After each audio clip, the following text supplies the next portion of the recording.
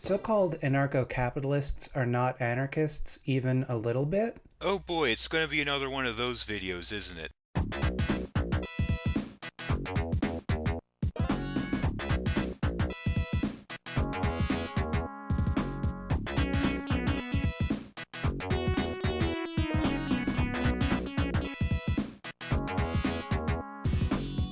Let me be really clear here. I'm not offering that as a criticism of ANCAPs necessarily. Well, here's the thing, Thought Slime. When you say that something isn't actually what it claims to be, that is in fact levying a criticism against it. Because if your claim were accurate, it would mean that the ideology is inconsistent. And saying that something is inconsistent is in fact a criticism against it. Because if something is inconsistent or contradictory, then it's not based on sound logic. So whether or not you want to admit it, Thought Slime, you are criticizing anarcho-capitalism by saying this. Burritos, corgis, Steve Buscemi. None of these things are necessarily anarchist in nature, but they're all universally beloved. This is kind of a bad analogy. None of the things you listed are ideologies, nor are any of them claiming to be anarchist. Like, nothing in this random list of objects is anarchist, so I guess that means there's nothing necessarily wrong with anarcho-capitalism not being anarchist. It doesn't take a genius to see what exactly is wrong with this logic here.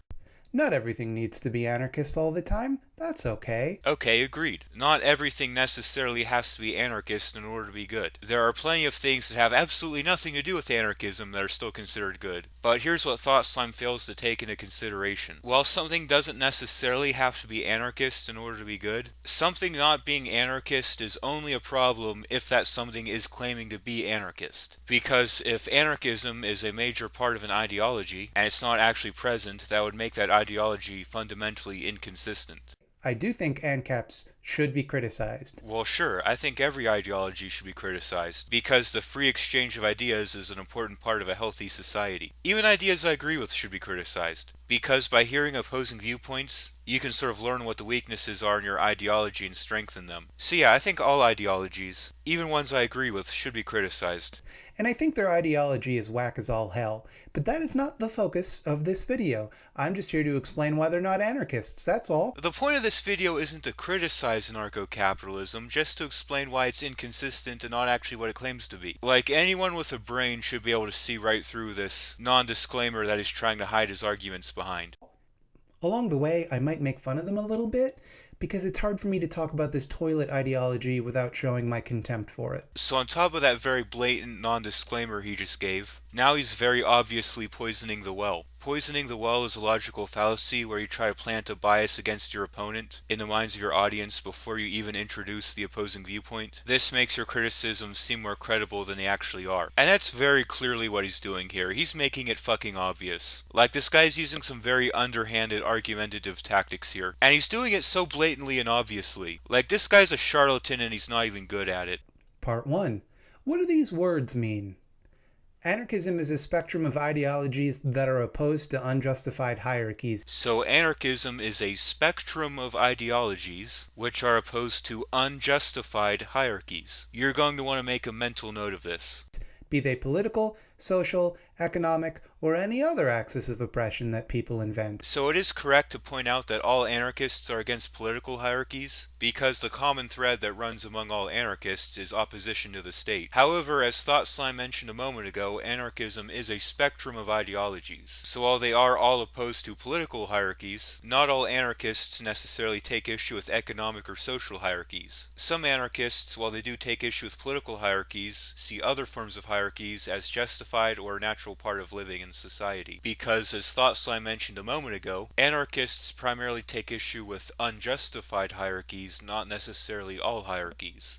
The term was coined to describe oneself politically by Pierre-Joseph Proudhon. This is somewhat of a minor nitpick, but it's actually pronounced Proudhon. Pierre-Joseph Proudhon was French. An, meaning without, archos, meaning rulers, and y, meaning make the word sound cooler. By the way, this is the only correct thing he says in the entire video.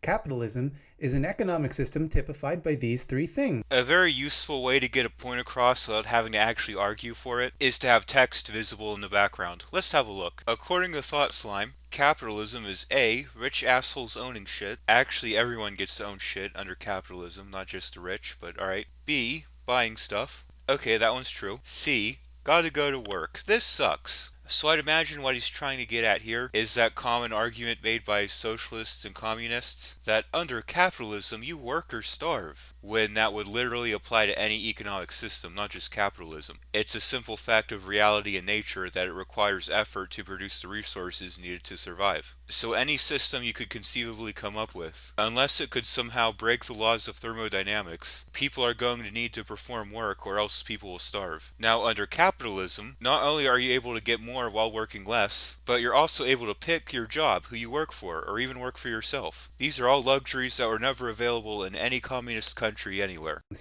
1. Private control of the means of production. That's a hierarchy. Hey pal, you just blowing from Stupid Town? How is private ownership a hierarchy? Private ownership is simply people being entitled to the results of their time and labor. Like, I keep what I earn, you keep what you earn. What's hierarchical about that? Also, means of production is a completely arbitrary term, as anything that can be used to provide utility for myself can be used to provide utility for other people. For example, if I buy a car, primarily for personal transport, but just so happen to give folks a ride for money on the side, does that car suddenly become a means of production? I mean, it's the same car, nothing changed about the car itself. The only thing that changed is how he was using it. 2. Free exchange of goods and services on the market. This one is correct. Capitalism is entirely based on voluntary exchange and therefore requires no coercion, making it completely compatible with anarchism. 3. Wage labor. That's also a hierarchy. Okay, so maybe wage labor is technically a hierarchy, because you have employees who answer to bosses and supervisors in various levels of management, so there is very clearly a sort of hierarchical structure to wage labor. However, recall from a moment ago that Thought Slime's definition of anarchism was the opposition to unjustified hierarchies. So it stands to reason that even under Thought Slime's own definition, someone could support a hierarchy without having to forgo being an anarchist, so long as they could somehow provide a justification for that hierarchy. Now in the case of wage labor, while it is technically a hierarchy, it's a hierarchy that everyone involved voluntarily consents to. You know, when you go to work for an employer, you agree to the arrangement. Nobody's being forced to work for an employer against their will. So even though it is a hierarchy, since it comes about entirely organically, everyone involved decides that this is an ideal arrangement for them, you could argue that this sort of hierarchy meets the burden of justification. It sucks. Anarcho-capitalism is the belief that the state should be dismantled, but capitalism should somehow be maintained, which they think would work. Why wouldn't it work? Capitalism is based on the free and voluntary exchange of goods in a marketplace, and all the state is a coercive monopoly on violence. They believe everyone should follow the non-aggression principle, which basically means you shouldn't initiate or threaten to initiate violence against someone or their property. So I have no idea where Thought Slime got this picture from, but it seems to be implying that slavery wouldn't be against the non-aggression principle. This is frankly quite retarded, because the non-aggression principle says that it's wrong to initiate force against someone else, and while enslaving someone, that is depriving them of their own autonomy, would in fact require initiating force against them. So whoever came up with this meme is an idiot, and Thought Slime's an idiot for using it in his video. Part 2. How are these things related? ANCAPs and real, actual anarchists. So what he's doing right here is a very subtle form of begging the question. Begging the question is when you assume as a premise to your argument what it is you're trying to prove in your conclusion. In this premise here, Thought Slime is trying to establish that there is in fact a difference between anarcho-capitalists and real, actual anarchists. But in order to buy into that idea, you have to have already assumed the conclusion of his video, which is that anarcho-capitalists are not real anarchists. Now he's kind of doing it subtly here, but that's essentially what he's doing. Believe that the state is illegitimate and should be dismantled. Though they share this conclusion, they both arrived at it from very different reasoning. And those differences make their goals mutually exclusive. Why exactly are their goals mutually exclusive? I mean, if two different groups of people want to accomplish the same thing, wouldn't it make sense for those two groups to work together to accomplish it, even if the reasons they want to accomplish it are different? Like, if multiple people want to achieve the same thing, wouldn't it make sense for them to work together? Why does it make any difference that each of them has a different motivation behind it? Since both ANCAPs and ANCOMs want to abolish the state, why not just work together to abolish the state? Anarchists believe the state is illegitimate because it's a hierarchy that does not meet the burden of proof required to justify its existence. So Thought Slime just put two pictures on the screen in succession, both of which have an anti-police message. Yeah, far left people seem to be against the police. Kind of funny how the people who want big government don't like the people who enforce big government. And look, I fully acknowledge that there are plenty of problems with policing as an institution. But you also have to realize that plenty of police officers do what they do with good intentions. There are plenty of cops out there who work hard to protect and serve their communities. And while the ones that misbehave and abuse their power should definitely be held responsible, it's not necessarily fair to just lump all the cops together. They don't like, for example, how states are always doing genocides and bowing to the needs of a slim minority of rich perverts at the expense of everyone else. Hey Thought Slime, I got some news for you. Everything you just listed there would apply to right-wing anarchists as well. They also believe that the state is a hierarchy which doesn't meet the burden to justify its existence. They're also not particularly fond of the state committing genocide, and they've been very vocally opposed to things the government does which gives special treatment to billionaires, like bailouts, subsidies, and regulations that make it harder to compete with them. So I guess according to your logic, anarcho-capitalists are real anarchists after all. Anarchist praxis tends to revolve around taking shit from rich perverts and giving it to people who need it. So in Thought Slime's ideal society, people who work hard to create things will have what they earned forcefully taken from them and handed to people who sit on their ass all day, who are entitled to those things because they need them. How productive would a society be with this sort of incentive structure? I'm gonna go out on a limb and say not very. Fighting systems designed to prevent oppressed folk from being in control of their own lives. Oh, let me guess, Thought Slime. You get to decide who counts as oppressed folk, and who it is that gets to control other people's lives. Like, we're against systems that prevent other people from controlling their own lives. Unless that system is somehow advantageous for you, then you're all in favor of it. And violating the non-aggression principle all over a Nazi's face. So your ideology involves taking shit from other people who earned it, and physically attacking people because they hold beliefs and opinions you disagree with. In other words, you want to be a bunch of man-children. Now, answer me this, Thought Slime. You claim that your ideology is the real anarchism, but to me it doesn't seem all that different from statism. You support forceful redistribution of wealth. You support forced censorship of ideas you disagree with. Sounds to me like your ideology is just statism with a different coat of paint. ANCAPs believe the state is illegitimate because it interferes with the operation of the market. Actually, ANCAPs believe that the state is illegitimate for more or less the same reason that any other anarchist does. It's an arbitrary monopoly on coercion that initiates force against people. Interference into the market is a negative side effect of the state, but it's not the main reason that ANCAPs are against it. The state prevents Adam Smith's invisible hand from guiding us all to laissez-faire heaven. So the invisible hand is something that's often misunderstood by left-wingers and people who criticize capitalism. The invisible hand isn't something that actually exists. The invisible hand is actually a metaphor, used to sort of describe what happens in a marketplace when individuals are free to make decisions for themselves. When Adam Smith referred to the invisible hand, what he was referring to was the unparalleled level of efficiency you get when actors in a marketplace are free to make decisions for themselves.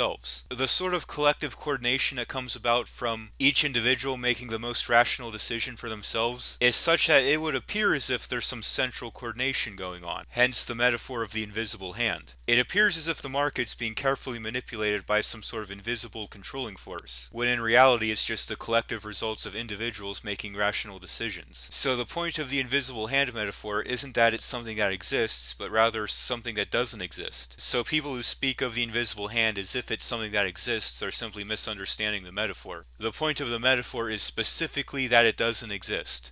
As it would definitely do if the state just got out of the way. The connection between austerity and prosperity is something that's very clearly established by data. According to data from the Heritage Foundation's Index of Economic Freedom, there's a direct correlation between GDP, average household income, and various other metrics, and the country's level of economic freedom, so how heavily taxed and regulated they are. Countries that are more economically free, lower taxes, less regulations, are on average more prosperous according to almost every metric. Even though the state is necessary for capitalism to function. Your video's kind of getting off topic here, Thought Slime. You said the whole point of your video was to explain why anarcho-capitalism isn't actually anarchist. Now you're starting to sort of veer off into other criticisms.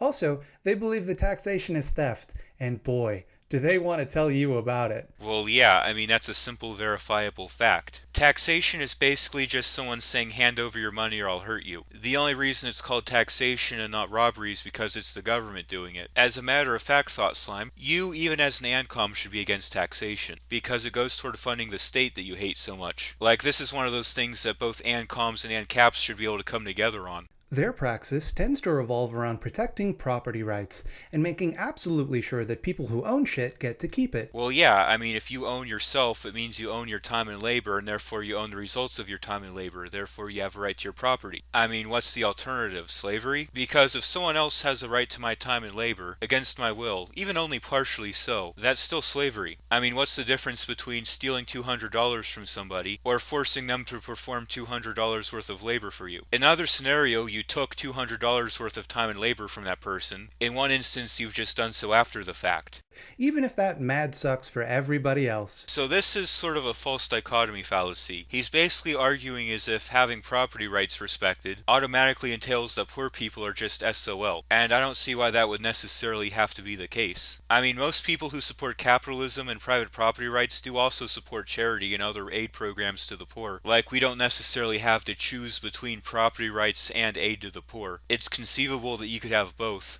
You own the only well in town? Well, sucks for all those thirsty chumps. Why would there only be one well in a town? Like, in an entire town of people who demand water, only one person's gonna think to build a well or do something to provision water. That's your property, and you earned it fair and square by inheriting it from someone else who built it. So this is a common talking point made by the left. Oh, rich people didn't earn their wealth, they just inherited it. Now this is something they want you to believe, because if you hold resentment or disdain towards the wealthy, then you'll more easily buy into their whole anti-capitalist agenda. The truth is that a majority of wealthy people in this country are actually self-made. They did in fact work hard to earn their wealth. As a matter of fact, people who work hard to earn their wealth are more likely to retain it, as opposed to people who obtain their wealth by having it given to them. When people are just given wealth, such as through inheritance or the lottery, they're much more likely to blow through that money as opposed to someone who carefully worked hard to earn all of it. And maintained it with the help of all the people you now prohibit from using it. Yeah, because if someone owned a well and hired people to help maintain it, they would totally want those people to die of dehydration. Hey, Thought Slime, I think your head meat might be malfunctioning.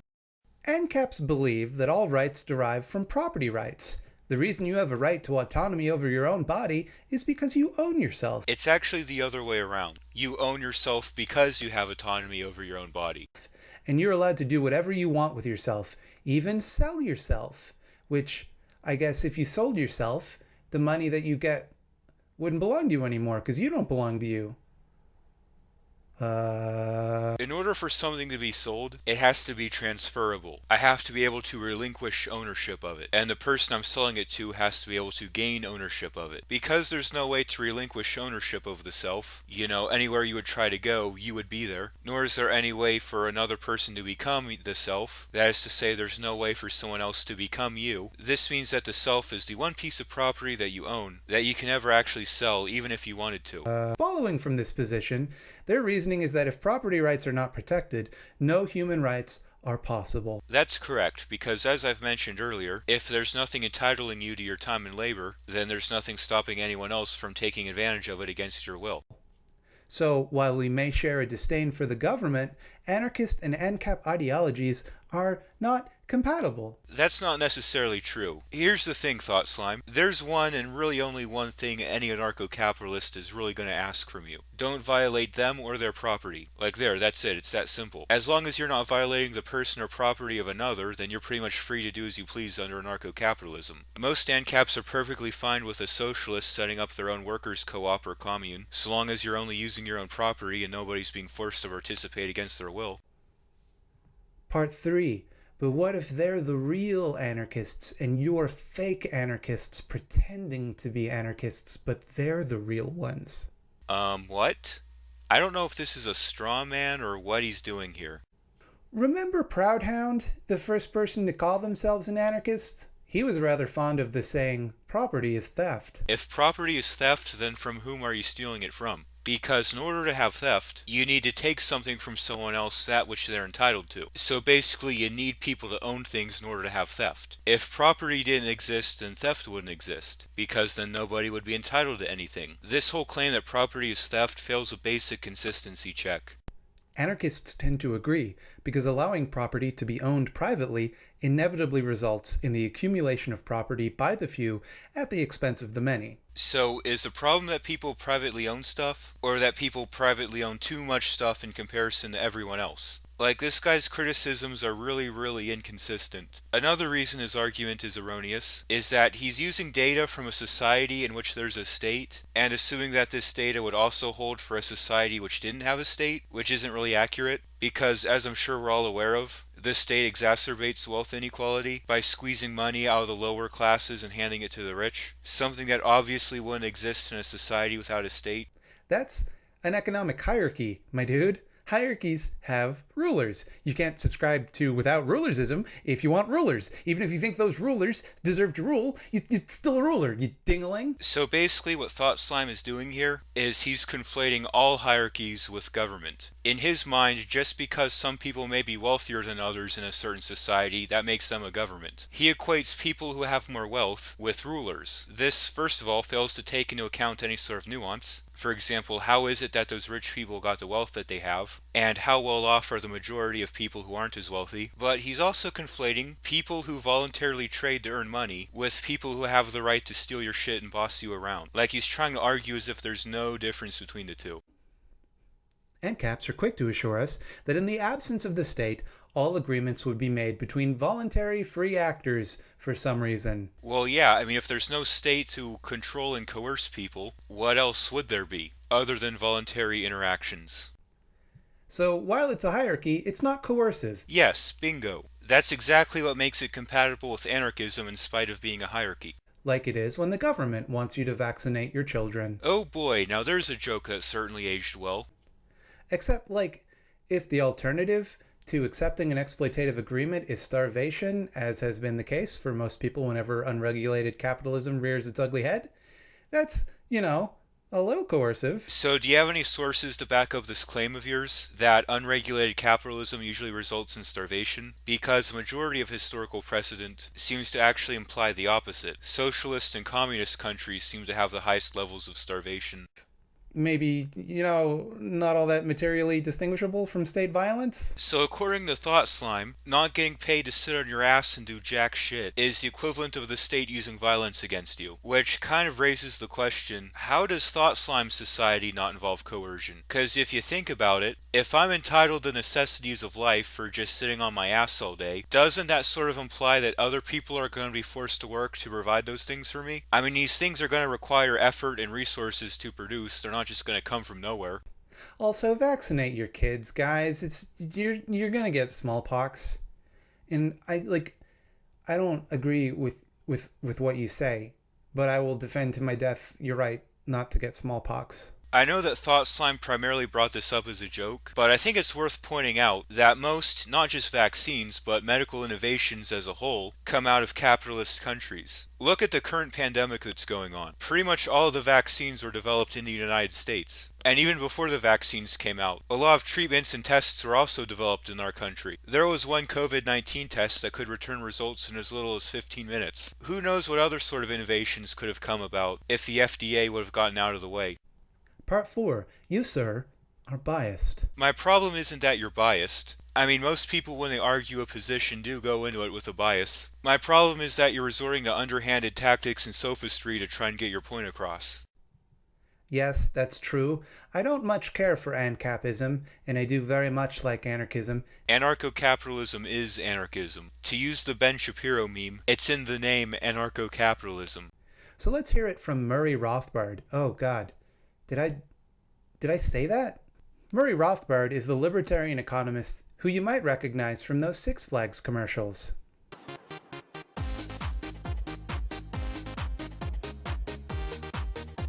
The dude who pretty much invented anarcho-capitalism once said, "We are not anarchists, and that those who call us anarchists are not on firm etymological ground, and are being completely unhistorical." So, There it is. I agree with Murray Rothbard on something, I guess. That's pretty gross. So obviously Thought Slime is taking that quote out of context. Murray Rothbard wasn't necessarily trying to say that anarcho-capitalists aren't anarchist. That quote was more trying to explain why the traditional historical use of the term isn't necessarily applicable. Before Rothbard, the term anarchist was usually used to describe either left-wing groups like communists and socialists, or people who wanted absolute chaos and just wanted to go around destroying shit. Basically, what Rothbard was trying to say there is that while anarcho-capitalists are in fact anarchist in the sense that they seek the abolition of the state, they're different from groups that have traditionally been described as anarchist. I think it's fair to say I have some misgivings about ANCAPism, but my objection to them being called anarchists is not simply because I disagree with them or I don't like them. It's because their ideology is not that thing. So suppose that I'm trying to sell a pair of boots that I claim are made of leather. Now they're not actually made of leather, they're made of a different material. And then someone points it out and says, "Hey, those boots aren't made of leather, you're trying to rip people off." And I respond by saying, "Well, there's a lot of things that aren't made of leather. That doesn't necessarily make them bad, right?" And while it's true that something not being made of leather isn't necessarily a problem, since I was trying to pass off these boots as if they were made of leather, that would make them not being leather a problem, because I'm trying to portray something a certain way when it's not actually that way. So we kind of have the same problem here. Thought Slime is trying to claim that his argument that anarcho-capitalism isn't actually anarchist isn't actually an attack against anarcho-capitalism. Because, hey, there's plenty of other things that aren't actually anarchist, it's not necessarily a problem. And while that may be true, since anarcho-capitalism is being portrayed as anarchist, in this particular context, saying that something isn't anarchist is in fact a problem for that ideology. If anarcho-capitalism was not trying to portray itself as anarchist, then it would be true that Thought Slime isn't necessarily levying a criticism against it, but obviously that's not the case. They're more like turn of the century liberals than anarchists, which is probably why they stole the word libertarian. Because it sounds kinda liberally, and liberal was taken. Oh, trust me, Thought Slime. Most anarcho-capitalists want absolutely no association with liberalism. Most of them wouldn't touch liberalism with a 50-foot pole. Well, I mean, I guess libertarian was taken too by anarchists, but who cares about anarchists? You can take anarchist words, nobody minds. So you do know that libertarian is kind of a broad term. It's sort of an umbrella term that encompasses a variety of ideologies which have liberty or freedom as their core principle. So if anarcho-capitalism has freedom as its core principle, then it's considered libertarian. Just because it's an ideology you personally disagree with doesn't necessarily discredit it as libertarian. Probably part of the reason ANCAPs want to co-opt the term is to get into anarchist spaces and drown us out. Our beliefs present a threat to theirs, or I guess they would if anyone took our beliefs seriously. Well, yeah, your ideology does in fact represent a threat to anarcho-capitalism, primarily because it's no materially different from statism. You've made it clear that you believe in initiating force against people in order to further your own agenda. You're basically a statist, Thought Slime. And gee, I wonder why people don't take your bullshit ideology seriously. Maybe because it failed every single time it's been attempted? And I find that a little galling. I don't like the idea that groups who don't like my ideas are trying to make them more difficult to talk about or conceive of by changing the meaning of words to suit their agenda.